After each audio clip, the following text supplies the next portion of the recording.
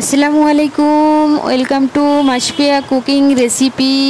আজ আমার রেসিপি হচ্ছে চিংড়ি মাছ আর কলমি শাক নিয়ে। কলমি শাকের জন্য পেঁয়াজ কুচি তেলের ভিতর ছেড়ে দিয়ে এবং রসুন কুচি দিয়ে এটাকে তেলের উপর ব্রাউন কালার করে ভেজে নেব।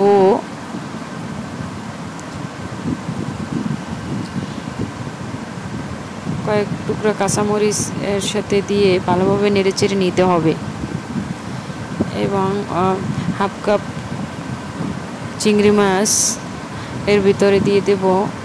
যেন না আমি এক জুড়ি শাক নিয়েছি, এর জন্য আমি হাফ কাপ মাছ নিয়েছি, চিংড়ি মাছ। 1 চামচ হলুদের গুঁড়ো দিয়েছি কালারটা হওয়ার জন্য, না দিলেও চলে। লবণ 1 চামচ দিয়ে এটাকে হলুদ বর্ণ করে নেড়েচেড়ে নেব।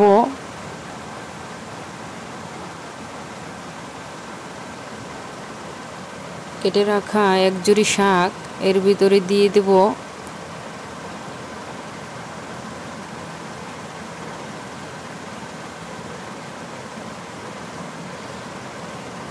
দিয়ে ঢাকনা দিয়ে আমি ঢেকে দেব 5 থেকে 7 মিনিট। ঢাকনার ভিতরে রেখে আবার উঠিয়ে নেড়েচেড়ে দেব।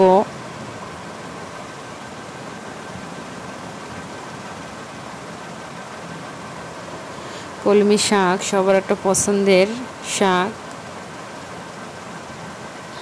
এভাবে নেড়েচেড়ে দেওয়ার পরে একটু বেশি করে নেড়েচেড়ে দিতে হবে, কেননা নিচে লেগে যেতে পারে। যেহেতু আমি পানি ব্যবহার করি নেই, তৈলের উপরে শাকটাকে ভেজে নেব। কলমি শাক আর চিংড়ি মাছ হলে তো কথাই নাই, মাছ মাংস এর সাথে এক্সট্রা এই শাকটা রেখে খাওয়া যায়। আমি কলমি শাকের মধ্যে বোম্বাই মরিচ ঘ্রাণওয়ালা এটা কেটে দিয়ে দিয়েছি, যাতে শাকটার ঘ্রাণটা ভালো আসে। কারণ আমি শাক রান্না করলেই বোম্বাই মরিচ ব্যবহার করি। বোম্বাই মরিচ দিয়ে শাক খেতে ভালো লাগে এবং ঘ্রাণও আসে। 1 চামচ ধনিয়ার গুঁড়ো দিয়ে দিয়েছি শাকের ভিতরে, দিয়ে অনবরত নেড়েচেড়ে নেব।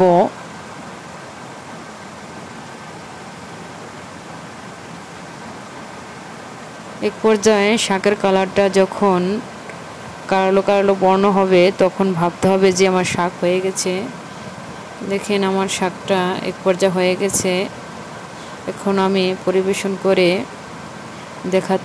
দেখাচ্ছি।